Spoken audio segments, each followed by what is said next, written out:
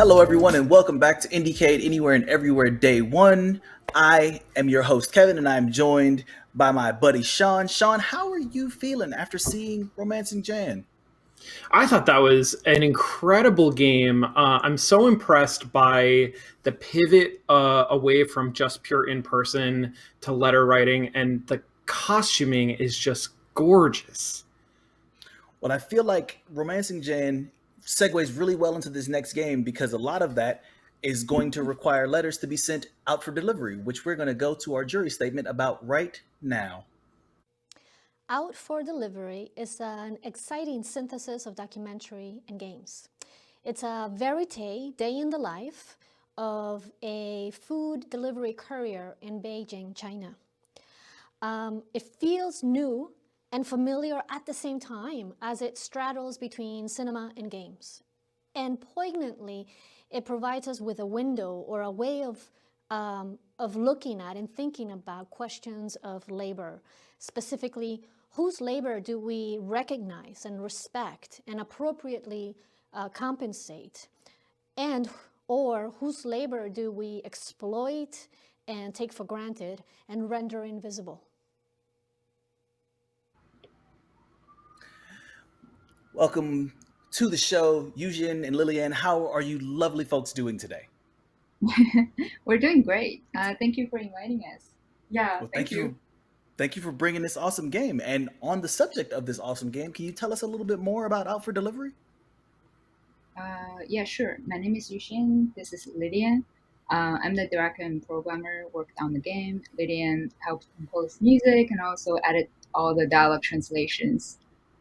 So, Alpha 3 is a 42-minute interactive documentary shot with a 360-degree camera. Player follows a slice of life story of this food delivery courier named Zhang in Beijing right before Chinese New Year's Eve in 2020, and also happened to be the same day Wuhan shut down because of the pandemic. So player control the camera and choose where they look at and what they pay attention to, and all the passing dialogues. Notifications are also printed on this phone device that you can access by looking down. So it's essentially the interaction. You're looking around, you're interacting with the dialogue, you're also having this phone as a recording journaling device for you. Yep. So I'm The way the translation is presented is so clever and really intuitive. I love that. It's really smart. Thank you. I'm curious how you actually. So I've taken like 360-degree like camera shots when I've been on vacation for things, and I know how remarkably challenging they could be sometimes to kind of get that full kind of panoramic scope. How did you guys go about getting all of the footage that you needed for Out for Delivery? Getting on the footage is I was holding a small camera with two lenses of 180 degrees. It's actually really easy to operate, and the only drawback is the sound recording is closer to me instead of like more projective to the entire environment. However, that works well for this subject because I was following Zhang Shi, and he's this central character lead us around in the city. So that works out. For me, getting this landing onto this 42-minute footage actually took a while. I was in Beijing for a month's time, scouting different locations. The theme and subject I was planning to focus on, or I am focusing on with the piece, is on fast urbanizations in China. So I actually went to a lot of different places and shot in entirely 16 hours of footage, and this is the 42 minutes that went into the game. It is actually the day before I depart from the city, and it is also mostly shot in one day, from morning around 8 a.m. to night around 11 p.m., 12 p.m. I'd say I was not there personally to collect the footage, but Yushin was just like, I have this camera, I'm just gonna collect a bunch of stuff. And I think, sometimes you don't know exactly what you're doing, and sometimes everything happens at once at the end. And I feel like that was kind of the process we realized for Yushin. when she like came back and showed me the footage, it was extremely fun to see all of it. So I've been able to see like more of Yushin's world than just besides this little story. But yeah, I think ultimately we were like, oh, we want to be focused on this one theme. So let's just feature the courier as like the main character. Yeah, that's actually exactly the exploration of understanding the 360-degree medium, how that works, what works well for it. During the time, I started to slowly realize I need something that I can follow, thread it through the story, and at the same time, an ever-changing background that just provided a lot of visual interest and people can linger their eyes on. So it's not too slow, and it has a consistent story. Yeah. So I have a technical question, just because as a person who's tried to take video footage, I always find that one of the biggest challenges to it is kind of getting your blocking in real time. So how did you go about kind of the challenge of making sure that the scene was blocked out in the way that you needed for the story? Was it just like taking a bunch of footage and running a bunch of takes, or were you able to kind of get like very fortunate in some of the blocking shots that you got? Yeah, for 360-degree video, this problem is actually entirely not existing because you cannot frame the camera. It is always panoramic. You have to be 100% honest with the environment. Player will notice that occasionally I would be looking at the camera and I'll be checking on like the time and of the day, and this is actually one of the unique features of the game, of the piece that we are experimenting with. Is there's there's really not a framing in terms of perspective in 360 film, so we instead framed with time. We block out Okay. time. We decide how long this moment is going to stretch its on. I have much longer footage, but when do I make the cut?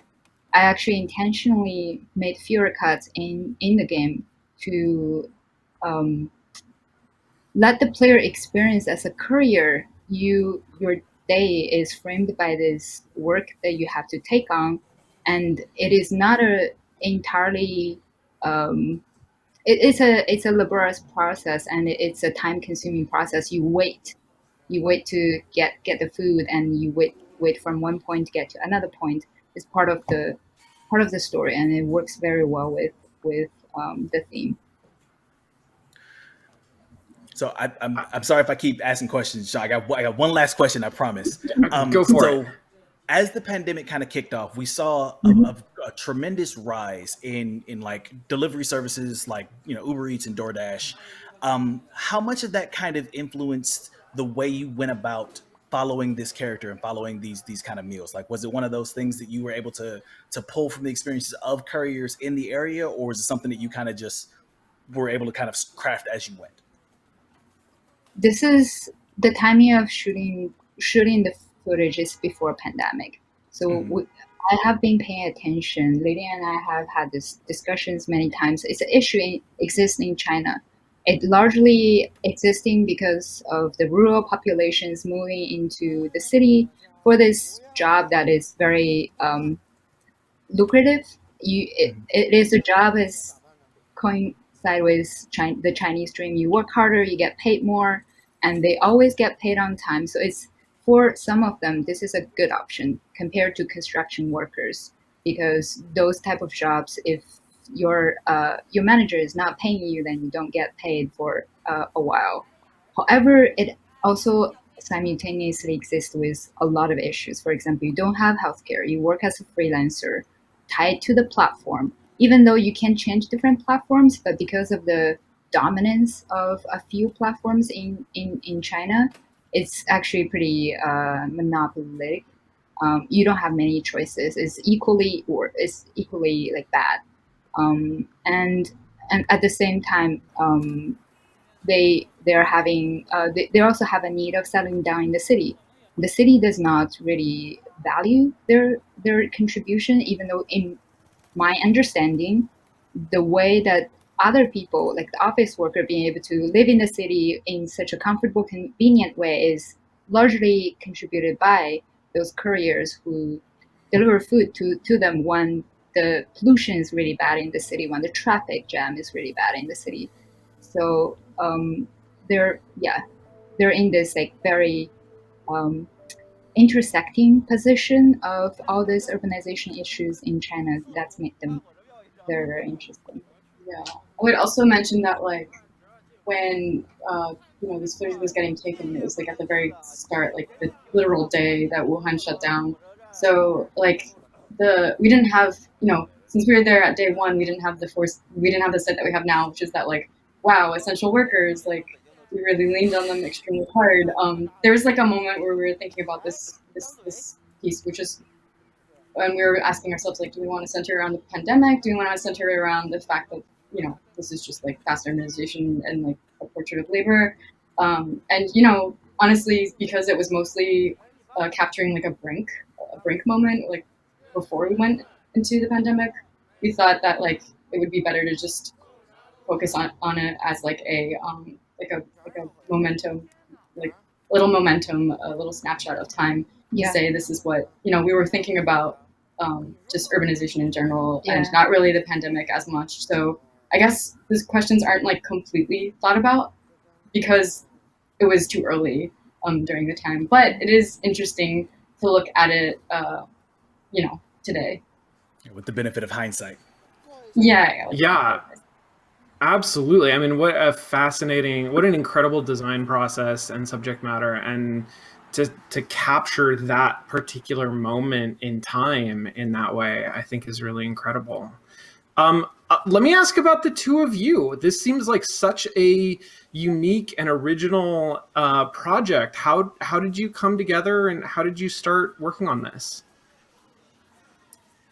Maybe you can talk about this. Sure. I mean, Yuxin is just a friend that I met through a small organization, this DIY arts arcade organization in New York called Baby Castles. And, I just naturally like to hear what people love to work on, what they work on out of their own choice. And Yuxin has always been someone who has been interested in contemporary issues. She's come from a journalism background. I think that kind of shows in the like documentary nature of the game's project. So it was really just a matter of just being like, hey, what's up? How are you? What are you working on? And just we did collaborate on a number of things unrelated to this game. And then as Yuxin got deeper and deeper into the project, I was like, oh, like, do you need help with XYZ? Like, this is fun. I think this is cool. Yeah, I was like, yes, please. yeah. Lillyan is a great composer, and she authored all the soundtracks in the game and all the sound effects. And we would leave a link in the chat later on for the soundtracks. I personally think it is exceptional. Is really, really great because her understanding both to the American culture and the Chinese issues, and that actually helps a lot bringing in the culture influence of the music. And I love all the pieces she composed for the game. I also feel like a particular fun like aspect of this like Chinese American thing going on here is like when we sat down and did the translations. So like Yuxin can is much more. I am like first generation born, so I have that like crippling. I can sort of understand it, not really speak it, definitely can't read it kind of a thing.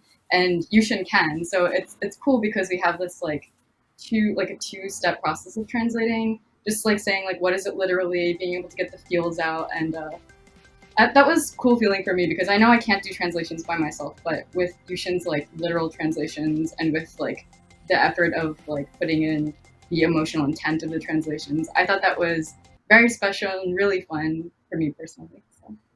Yeah, exactly. Well, thank you, Yuxin and Lillyan, for bringing this spectacular project. Where can people find out more information about Out for Delivery? Where can they play it? Where can they experience it? Out for Delivery is on the website, out-for-delivery.com. And you can also find us on Twitter and HIO.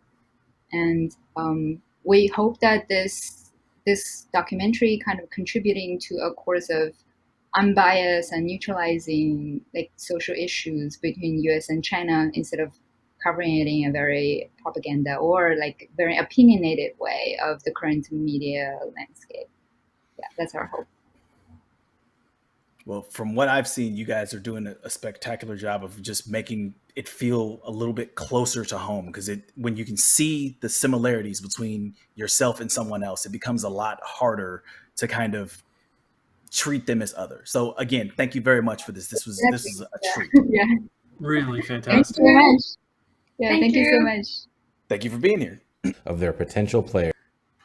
So that was, again, that's being able to see things from another perspective is one of the unique things that indie games can do that not every other medium, not even just indie games, but just indie games as opposed to like television or movies. They can take disparate systems and put them together to tell such remarkably powerful stories. But we have to go to one more quick break, as you know, between segments. And so when we come back, we will be talking about Anyone Can Wear the Mask. So don't refresh that browser.